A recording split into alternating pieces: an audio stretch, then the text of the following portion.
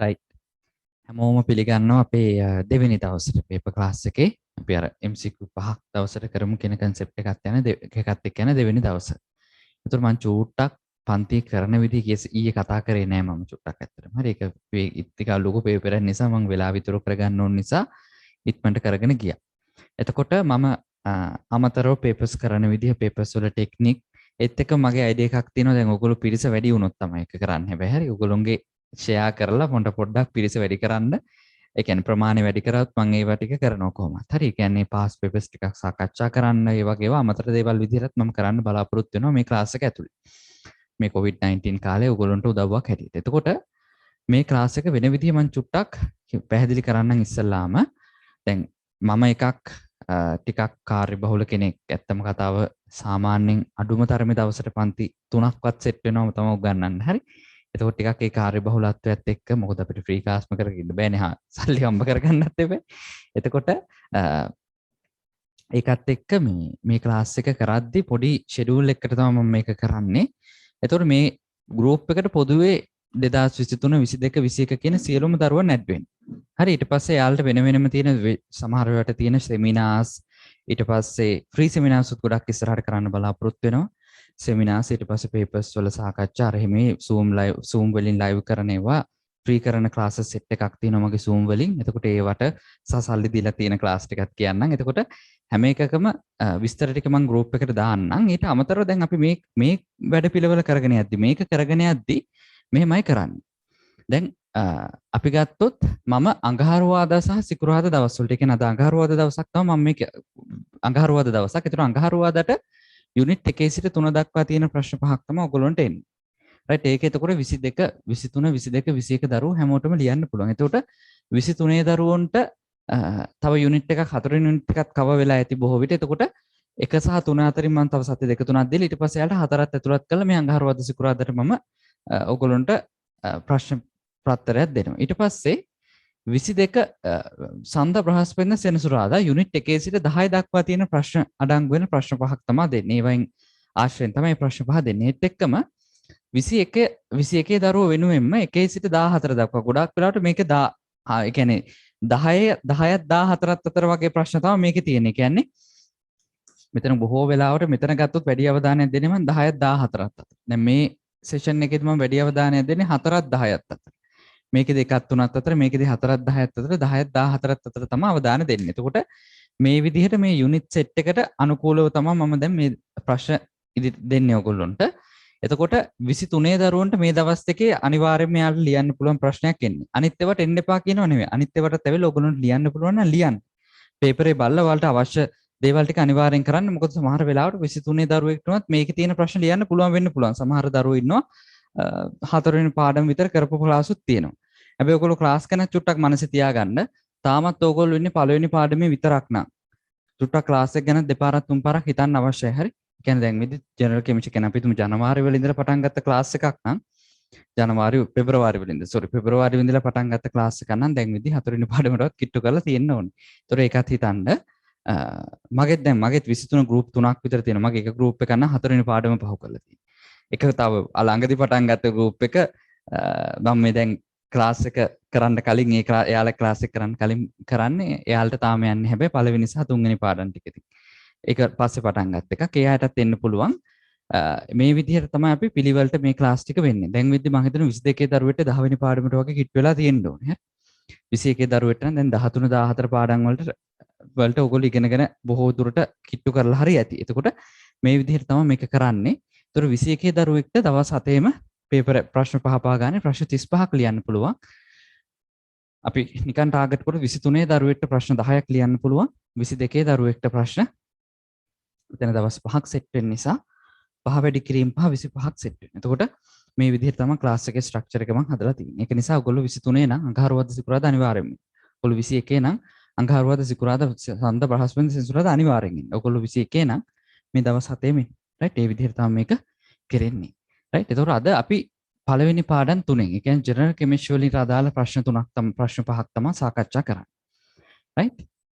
තව ඉස්සරහට ගොඩාක් වැඩ කරන්න බලාපොරොත්තු වෙනවා. අපි බලමු ඉතින් හරි මේ ගෲප් එකේ කොච්චර සාර්ථකත්වයක් එනවද අන්න ඒ තරමට වැඩ වෙනවා. ඒක නිසා සාර්ථකත්වය කියන්නේ අපිට ළමයි චුට්ටක් එකතු කරලා ඉතින් ඔයගොල්ලන්ට දෙන්න පුළුවන් නම් ලොකු දෙයක් හරි. රයිට් මේකේ පළවෙනි ප්‍රශ්නේ පොඩි අවුලක් තියෙනවා මට වැරදිලා මම දාලා තියෙන්නේ මේ චුට්ටක් 12 වෙනි පාඩමට දාලා ප්‍රශ්නයක් හරි.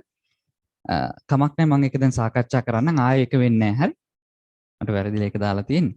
එක්තරා ද්‍රාවණයක් සෑදීමේදී 0.1 මේක පළවෙනි 2021 22 දරුවෝ මේක අතාරින්න 21 දරුවෝ 23 22 දරුවෝ අතාරින්න මේක 12 වෙනි පාඩමේ ප්‍රශ්නේ මම ගානක් නැතුව ඒකත් මේකටම දාලා හරි.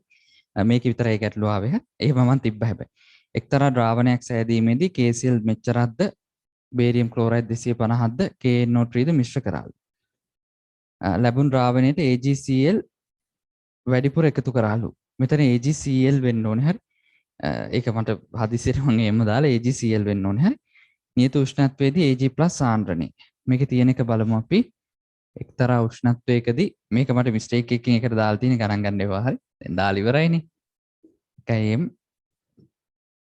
මෙතනින් එහාට මම අර රිලේටඩ් විදිහටම තමයි දෙන්නේ හරි. ඒ කියන්නේ යුනිට් වලට රිලේටඩ් විදිහටම දෙන්නේ. දැන් මේකේ පොඩි ප්‍රශ්නයක් වුණා. මේක මොකද මම කලින් හදලා තිබ්බ පේපර් එකක් එහෙමම දැම්මා.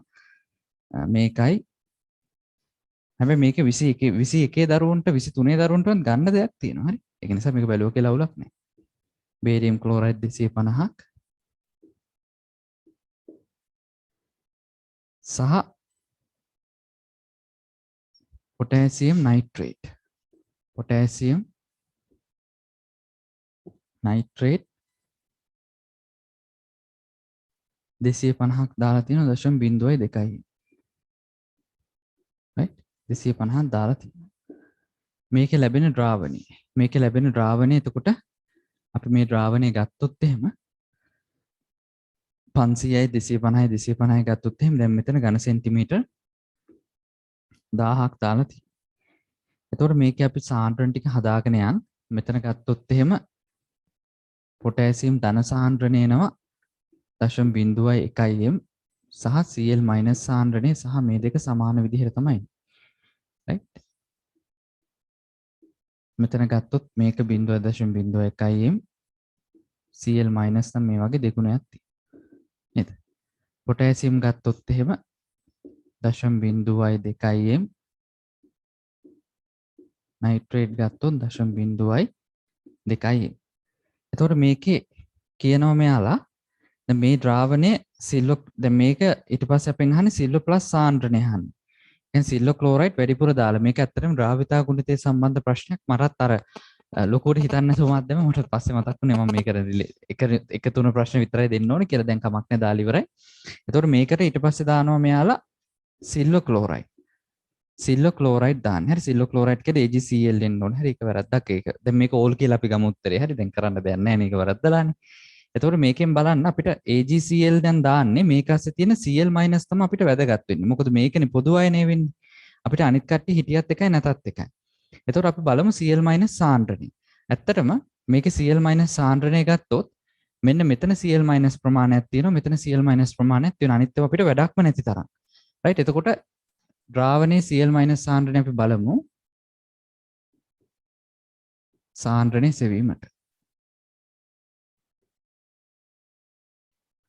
මේක ගද්දි අපිට ඇත්තටම කරන්න තියෙන අර මෙන්න මේ සූත්‍රයට යන එක C1 ධන C2 C1 V1 ධන C2 V2 සමානයි C3 V3. එතකොට යද්දි 0.01 m වලින් 500ක් ඝන සෙන්ටිමීටර 500ක් මොකද Cl මයිනස් සාන්ද්‍රණය හොයන්නේ ඒක ධන සෙන්ටිමීටර 500. ඒක සහ Cl මයිනස් මෙතන තියෙනවා 0.02 m මේක පොටෑසියම් නයිට්‍රේට් එක වැඩක් නැහැ හැබැයි පරිමාව දෙපිට එක වැදගත් වෙනවා 250යි. ඊට පස්සේ හදලා මේක අන්තිම ද්‍රාවණයේ පරිමාව බලන්න ඝන සෙන්ටිමීටර් 1000යි. right ඝන සෙන්ටිමීටර් 1000යි. එතකොට මෙන්න මෙතන Cl මයිනස් සාන්ද්‍රණය තමයි එන්නේ. මේක නම් අනේ දරුවනේ සමා වෙන්න. මේක නම් 22 ළමයින්ට තමයි කරන්න වෙන්නේ. අනිත් අයට 12 වෙනි පාඩම කළා නැතිව ඇති බොහෝ විට. ඒක මටත් එච්චර ගාණක් ගෙන අපිට ප්‍රශ්න දාද්දි ඉතින් ලස්සන ප්‍රශ්නයක් ආපු ගමන් අමතක කරලා දාන්න. right 0.2. දැන් ටයිප් කරපු කෙනක් දාපු නිසා මම එහෙම තිබ්බා. අනිත් එකේ ඉඳලා මේ ප්‍රශ්න වෙන්නේ නැහැ. හරි මම ඒතර හරියටම ස්පෙસિෆික්ලිම දැන් හෙට එන්නේ අපිට 22 පන්ති දරුවන්ටනේ. ඒතර ඒ අයට තියෙන පාඩම් රේන්ජ් එකේ විතරයි දාන්නේ. එතකොට මෙතනින් එනවා අපිට Cl minus සාන්ද්‍රණේ 0.01. right 0.01. දැන් අපෙන් අහන්නේ දාන්න පුළුවන් සිල්ල ප්ලස් අයන සාන්ද්‍රණි. ඒක ගන්න නම් අපිට කරන්න තියෙන්නේ අපි දන්නවා KSP අගය සාමාන්‍යයෙන් අපිට අනිවාර්යයෙන්ම සිල්ව ක්ලෝරයිඩ් වල අයනික ගුණිතයට සමාන ප්‍රමාණයක් නේ දාන්න පුළුවන්. සිල්ව ප්ලස් අයනයි Cl minus අයනයි දැම්මහම AgCl සෙට් වෙනවා. හදිස්සිය හරි 23 දරුවෙකුට මේක පොඩ්ඩක් පන්නලා බලන්න. හරි. එතකොට මේකේ KSP එන්නේ අනිවාර්යයෙන්ම KSP සමාන වෙන විදිහට තමයි කියන්නේ මේකේ KSP සමාන වෙන විදිහට තමයි සිල්ව මයිනස් මේ Cl මයිනස් පිහිටන්නේ. එතකොට මේකේ ගත්තොත් එහෙම අපිට KSP වැලියු එක දීලා තියෙනවා එක වැඩි කිරීම 10 ඍණ 10ක් m වර්ගය. සිල්ව ප්ලස් අයන සාන්ද්‍රණය තමයි අපිට ඕනේ. ඒක කලින් තිබ්බේ නැහැ. Cl මයිනස් සාන්ද්‍රණය අපි දැන් හොයාගත්තා. 0.01. එතකොට මෙතනින් සිල්ව ප්ලස් අයන සාන්ද්‍රණය එනවා එක වැඩි කිරීම 10 ඍණ 8ක් m. right එතකොට මේකේ උත්තරේ දෙවෙනි එක එන්නේ. හරි උත්තරේ දෙවෙනි එක එන්නේ. හැබැයි AgCl3 කියලා මෙතන printing mistake එකක් තිබ්බා. ඒක හින්දා කරගන්න බැරි නෝ ඕල් කියලා ගන්න නැත්තම් මේ විදිහට තමයි මේ ගන්න හදන්නේ. හරි ක්‍රමය හොඳට අඳුරගන්න. right අපි දැන් ඊළඟ ප්‍රශ්නට යන් ඔයාලට දැන් මම වීඩියෝ එකක් නිසා මම මේකදී වෙලාව දෙන්නේ නැහැ බෝඩ් එකේ ලියන එක බෝඩ් එකේ ලියලා තියෙන එකයි ලියා ගන්න. ඔයගොල්ලෝ පොඩ්ඩක් වීඩියෝ එක නතර කරලා අවශ්‍ය කට්ටිය අවශ්‍ය නෝට් එකක් දාගන්න. දැන් මෙතනින් එහාට අනිත් ප්‍රශ්න හතර නම් ගැටලුවක් නැහැ. ජෙනරල් කෙමිස්ට්‍රි ප්‍රශ්න හතරක් තියෙන්නේ. හරි මේ විදිහට ගන්න. එතකොට ඔයගොල්ලන්ට හැබැයි 23 දරුවෙක්ට උනත් මෙහෙම අයන වලට වෙන් වෙන එක එහෙම ඉතින් එයාලත් දැනන් ඉන්න ඕනේ. හරි. ඒ කියන්නේ මේක ඇත්තටම 23 ඒ කියන්නේ සාමාන්‍ය අපි ගත්තොත් ගණනයේ සම්බන්ධ මූලික සිද්ධාන්තයක් එක. හරි. එතකොට දෙවෙනි එක ස්වභාවිකව පවතින කාබන් 12 සමස්ථානික 98.89ක්ද C13 6ක සමස්ථානික 1.17ක්ද තිබේ. සාපේක්ෂ පරමාණුක ස්කන්ධය 13.6 සාපේක්ෂ පරමාණුක ස්කන්ධය මෙච්චරයිලු. සාමාන්‍ය අපි දන්නවා C612 සමස්ථානිකයේ ස්කන්ධය කියන්න දෙයක් නැහැ. ඒකේ ස්කන්ධය සාමාන්‍ය සාපේක්ෂ පරමාණුක ස්කන්ධය කියලා කියන්නේ මොකක් කියලා ගත්තොත් එහෙම ඒක දෙන්න ඕනේ නැහැ. ඒකට හේතුවක් තියෙනවා. දැන් මෙතන බලන්න දැන් මේකේ සමස්ථානික දෙකක් තියෙනවලු. සමස්ථානික දෙකක් තියෙනවලු C12 6 එකෙන් සාමාන්‍යයෙන් අපි ගත්තොත් ඒකේ සමස්ථානිකේ සාමාන්‍යයෙන් අපි කාබන් නියදියක් ගත්තොත් එහෙම මේ සමස්ථානිකෙන් 98.89ක් තියෙනවලු. C13 6 සමස්ථානිකෙන් සමස්ථානිකයක් කියලා කියන්නේ ස්කන්ධ ක්‍රමාංක වෙනස් පරමාණු ක්‍රමාංකයේ සමාන මූල ද්‍රව්‍ය. ඒතර මේකෙන් 1.11 100ටලු තියෙනවා. මේකේ සාපේක්ෂ අණුක ස්කන්ධ දීලා තියෙනවා. සාපේක්ෂ පරමාණුක ස්කන්ධ මේකේ 13.03යි. ලු සාපේක්ෂ පරමාණුක ස්කන්ධ මේකේ දීලා නැහැ. දෙන්න දෙයක් නැහැ. ඒකට හේතුවක් තියෙනවා. ඒකට හේතුව තමයි සාමාන්‍යයෙන් අපි සාපේක්ෂ පරමාණුක ස්කන්ධය කියලා කියන්නේ C612 සමස්ථානිකයට සාපේක්ෂව සමස්ථානික ස්කන්ධයෙන් 12න් එකට පරමාණුවේ ස්කන්ධය දරන අනුපාතයට. පරමාණුවේ ස්කන්ධය දරන අනුපාතයට තමයි අපි දරන අනුපාතයට තමයි අපි සාපේක්ෂ පරමාණුක ස්කන්ධය කියන්නේ. එතකොට අපිට කරන්නේ ඇත්තටම පරමාණුවේ ස්කන්ධය අරන් C612 ස්කන්ධයෙන් 12 එකක් ගන්න එක දෙක නම් ඇත්තටම එතකොට සාපේක්ෂ පරමාණුක ස්කන්ධය ඒ වගේ 12 ගුණයක් නෙන්න ඕනේ. මෙතනින් තේරෙන්නේ 12 එකට කොච්චරක් ධර්මාතිකවොත් ඒ වගේ 12 ගුණයක් කියලා අපිට තේරෙන්න එපේ. ඒතර මේක 12 කියන එක ආයෙ දෙන්න දෙයක් නැහැ. ඒකයි දීලා නැත්තේ. හරි. දැන් මේකේ කියන්නේ හැබැයි ඒ කියන්නේ කාබන් පරමාණු නියදියක් ගත්තොත් මේකේ 98.89ක් මේකේ තියෙන 1.1ක් මේකේ තියෙන. එතකොට අපි ඉස්සල්ලාම බලන්නේ කාබන් පරමාණු C1 ස්කන්ධය.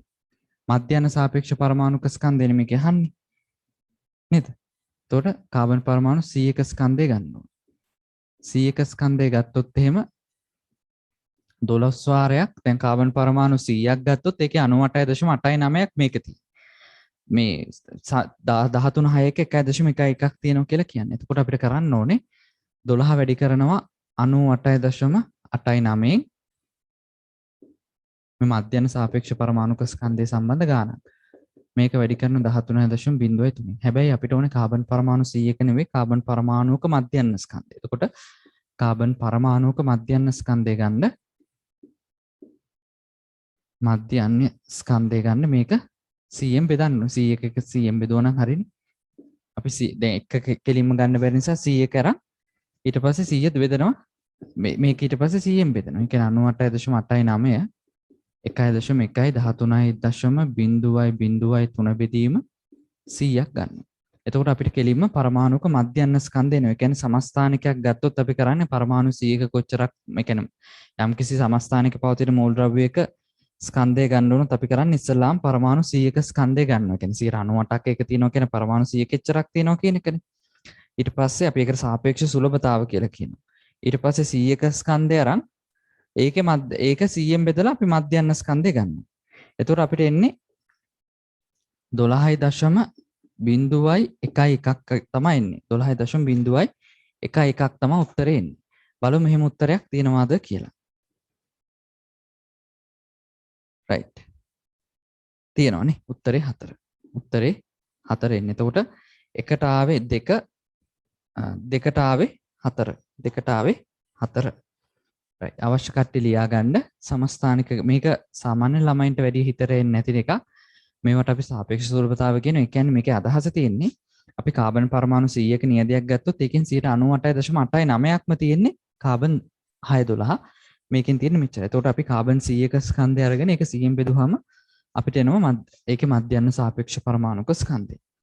right. ඊට පස්සේ අනිත් එකේ කියනවා තරංග වක්‍ර දෙකක් සඳහා ගතවන කාලය 4 වැඩි කිරීම 10 තරංග වක්‍ර දෙකක්. තරංග වක්‍රයක් නේ වක්‍ර දෙකක් කියලා තියෙන්නේ. හොඳට කියවන්න ඕනේ ප්‍රශ්න මේ වගේ තැනකදී හරි. තරංග වක්‍ර දෙකක් තියෙනවා. එතකොට එක තරංග වක්‍රයක් කියන්නේ සාමාන්‍යයෙන් අපි මේක තීරයක් තරංගනේ සාමාන්‍ය විද්‍යුත් චුම්බක තරංග වෙන්නේ. මෙන්න එක තරංග වක්‍රයක්. දැන් මේක කියන්නේ මෙන්න මෙහෙම තරංග වක්‍ර දෙකකට ගතවන කාලය 4 වැඩි කිරීම 10 එහෙනම් එක් තරංගයකට ගතවන කාලය ගන්න. ඒ කියන්නේ මේකට මේ එක් තරංග වක්‍රයකට ගතවන කාලය.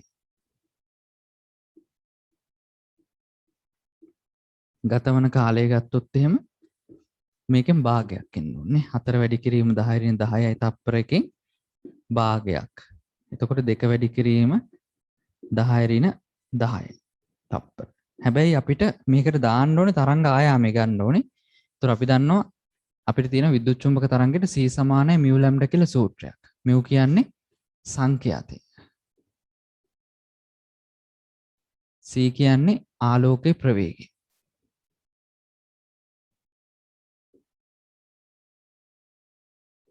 ලැම්ඩා කියන්නේ තරංග ආයාම. අපෙන් අහන්නේ තරංග ආයාම. ආලෝකයේ ප්‍රවේගය අපි දන්නවනේ නේද? 3 වැඩි කිරීම 10 එතකොට තරංග ආයාමය කියන්නේ ඇත්තටම මේ ඇත්තටම එක් වක්‍රයකට ගතවන කාලය අපි හිතමු t නම් අපිට තරංග ආයාමයේ μ සංඛ්‍යාතය ලියන්න පුළුවන් μ 1යට t කියලා. එහෙනම් ඇත්තටම සංඛ්‍යාතය ගන්න පුළුවන් 2 වැඩි කිරීම 10 තප්පරයට නැත්නම් හර්ට්ස් කියලාත් අපි මේකට කියනවානේ. මෙතන ලැම්ඩා නේ අහන්නේ. ලැම්ඩා උක්ත කරගමු. මේක හැබැයි හොඳට බලන්න තරංග වක්‍ර දෙකකට ගතවන කාලය තමයි අහන්නේ. ඒක ලැම්ඩා උක්ත කරගත්තොත් c බෙදීම μ ආලෝකයේ ප්‍රවේගය තප්පරයට ලක්ෂ 3යි. ඒ කියන්නේ තප්පරයට මීටර දත්තොත් 10 8ක්. මේක බෙදන්න ඕනේ ලැම්ඩා වලින්. 1 වැඩි කිරීම 10 ලේසියෙන්ම සුළු වෙන්නම තමයි දීලා තියෙන්නේ. බලන්න ඒකකෙත් ලස්සනට එනවා. මෙතන තප්පරයටනේ තියෙන්නේ. එතකොට මෙතන ප්‍රවේගයන් නිසා තප්පරයට මීටර තප්පර කැපෙලා මීටර උත්තරයක් එනවා. තරංග ආයාමයේ මීටරයක් වෙන්න බෑ. තරංග ආයාමය කියන්නේ මෙන්න මේ දුරට වක්‍රයක් යද්දි ගමන් කරන දුර. වක්‍රයක් යද්දි ගමන් කරන දුරට තමයි ලැම්ඩා කියන්නේ. ඔය ලැම්ඩානේ අහන්නේ. නේද? ෆිසික්ස් ප්‍රශ්නයකුත් වගේ එක ආකාරයකට බලද්දි. මෙතනින් බලන්න මේ දෙක සුළු වුණොත් 6ක් කියලා එනවා.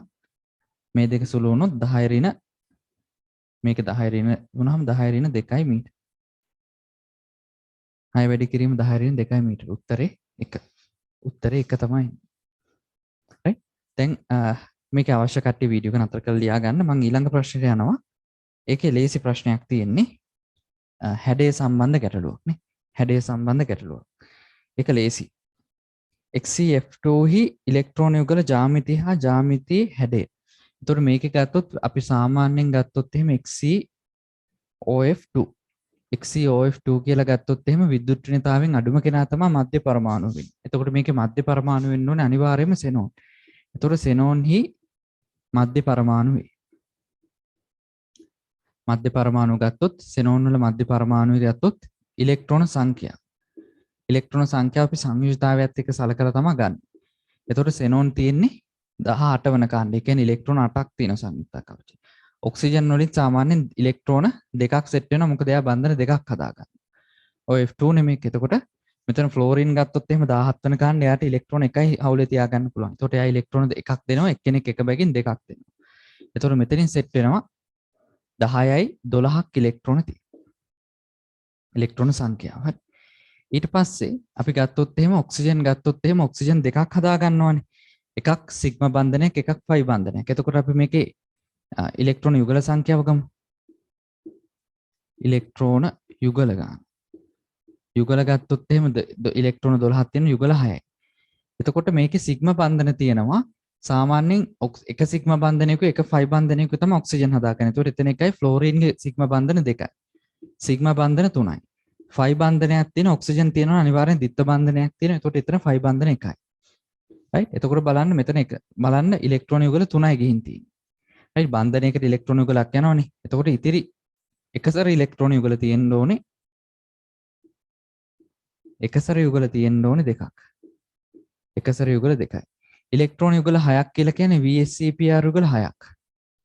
VSEPR යුගල 6ක්. නේද? VSEPR යුගල 6ක් කියලා කියන්නේ VSEPR යුගල 6ක් පිටින්නේ ශක්තිය අවම වෙන විදිහට කොයි විදිහටද? මේක එහෙනම් ඉලෙක්ට්‍රෝන යුගල තියෙන්න ඕනේ 6ක් තියෙන නිසා මේක අෂ්ටතලීය වෙන්න ඕනේ. අෂ්ටතලීය වෙන්න ඕනේ. ඒ කියන්නේ ඉලෙක්ට්‍රෝන යුගල 6ක් නම් මේක අෂ්ටතලීය වෙන්න ඕනේ ඉලෙක්ට්‍රෝන යුගල ජ්‍යාමිතිය. එහෙම ඒවා තියෙනවද? ඔව්. එහෙම එකක් තියෙනවා අෂ්ටතලීය කියලා තියෙනවා. ඊට පස්සේ සිග්මා බන්ධන 3 එකසර එකක් තියෙනවා නම් සිග්මා බන්ධන 3 එකසර එකක් තියෙනවා නම් මෙන්න මේ විදිහට තමයි පිටන්නේ. ඔක්සිජන් මෙහෙම තියෙනවා. ෆ්ලෝරින් මෙහෙම තියෙනවා. ඒතර T අක්ෂරාකාර හැඩයක් එන්නේ. ඒතර ඉලෙක්ට්‍රෝන යුගල ජ්‍යාමිතිය අෂ්ටතලීයයි ජ්‍යාමිතික හැඩය T අක්ෂරාකාර T හැඩය. ඒතර උත්තරේ 5 වෙනි එක එන්නේ 4ට 5 එන්නේ. ඒතර අපි මධ්‍ය පරමාණු හොයාගෙන සාමාන්‍ය විදිහට ඉලෙක්ට්‍රෝන යුගල ටික හොයාගෙන සිග්මා බන්ධන ටිකයි ෆයි බන්ධන ටික එකසර යුගලයි හොයාගත්තොත් හැඩේ අපිට ගන්න පුළුවන් ලොකු ප්‍රශ්නයක් නෙවෙයි. right? ඊළඟ එක. ආයිකත් හොඳ ප්‍රශ්නයක්. හරි.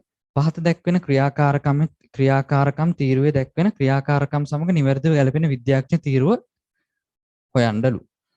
එතකොට දැන් මේ වගේ තැනකදී ඉතින් මේක ඉතිහාස ප්‍රශ්නයක් නේ. ඉතිහාසයටත් එන්න පුළුවන් ඔයාලට. ඒ කියන්නේ ඉස්කෝලේ තියෙන ඉතිහාස පේපරේටත් එන්න පුළුවන් ප්‍රශ්නයක්. මේක විභාගයට ආව ප්‍රශ්නයක්. හරි. ටිකක් පරණ කාලේ විභාගයට ආව ප්‍රශ්නයක්. එතකොට මේකේ ගත්තොත් එහෙම මේ වගේ තැනකදී කරන්න වෙන්නේ මෙහෙම දෙයක්. අපිට බලලා ගන්න තියෙන්නේ. පරමාණු යන පදේ හැඳින්වුවේ කවුද කියලා අහනවා. ඒතර වඩාත්ම නිවැරදි එක්කෙනා තමයි ගන්න වෙන්නේ. පරමාණු කියන පදේ කියන්නේ පරමාණුක වාදය ඉදිරිපත් කරේ ජෝන් ඩෝල්ටන්. එතකොට ඩෝල්ටන් තමයි උත්තරේ එන්න ඕනේ. ඒත පරමාණුක පදේ නිපති වෙන්නේ. එතකොට දෙවෙනි තීරුවේ ඩෝල්ටන් ඉන්නවා. ඒත් එක්කම හතරවෙනි තීරුවේ ඩෝල්ටන් ඉන්නවා. එතකොට 2 හා 4 උත්තර වලින් එකක්. එතකොට පළවෙනි එක තෝරපු ගමන් අනිත් උත්තර අයින් කරන්න පුළුවන්. මොකද පරමාණුවක් කියන පදය හඳුන්වා දුන්නේ ඩෝල්ටන් හින්දා. මොකද මේක 1 2 3 4 කියලා පල්ලෙහාට බලන්න ඕනේ. හරි. ඉලෙක්ට්‍රෝනේ තහවුරු කිරීම. තොම්සන්. ජේ.ජේ තොම්සන් ඉලෙක්ට්‍රෝන එක ඇතොඩිකරණ ඇසුරෙන් තහවුරු කරේ. එතකොට දෙවෙනි එකේ හතරවෙනි එකේ දෙකේම ඉන්නවා. ඉලෙක්ට්‍රෝන එක ඊපෙදීමෙන් අනුපාතය. තොම්සන්. හතරවෙනි එකේ මිලිකන්. එහෙනම් දෙවෙනි එක තමයි උත්තරේ වෙන්න ඕනේ. මොකද දෙවෙනි එකේ තමයි පිළිවෙලටම තියෙන්නේ. පරමාණු පදේ ඩෝල්ටන්. ඉලෙක්ට්‍රෝන තහවුරු කිරීම තොම්සන්. ඉලෙක්ට්‍රෝන ඊපෙදීමෙන් අනුපාතය තොම්සන්. ඉලෙක්ට්‍රෝන එක ආරෝපණය ගණනය. මිලිකන්ගේ තෙල් බිඳු පරීක්ෂාවෙන් මිලිකන් හොයාගත්තා. එතකොට ඒකත් දෙවෙනි එකේ තියෙනවා. පරමාණුක න්‍යෂ්ටිත ආකෘතිය යෝජනා කිරීම. පළවෙනියටම න්‍යෂ්ටිය කියන සංකල්පය ඇතුළේ න්‍යෂ්ටික ආරෝපණයක් ඉදිරිපත් කරේ රදර්ෆර්ඩ්. ඒකට ඒකක් තියෙනවා. ඒතර උත්තරේ 2. ඒතර මේකේ උත්තර ආවේ පළවෙනි එකට 2. ඒක මට වැරදිලා දාපු එකක් හරි මේ ප්‍රශ්නේ. කමක් නැහැ. ඒකටත් මම එකත් හැදුවා. ඒක වැරද්දක් නැහැ. ප්‍රශ්නේ වැරද්දක් නැහැ. 1ට 2 2ට 4 3ට ආවේ 1 4ට ආවේ 5 5ට ආවේ 2. ඉතින් ඔයගොල්ලන්ට පුළුවන් ඉතින් උත්තරේ කීයක් හරි කියාද කියලා එහෙනම් මට පොඩ්ඩක් chat එකට දාන්න පුළුවන්. හරි. හරි. රයිට්. එහෙනම් මම අදට මේක නතර කරනවා.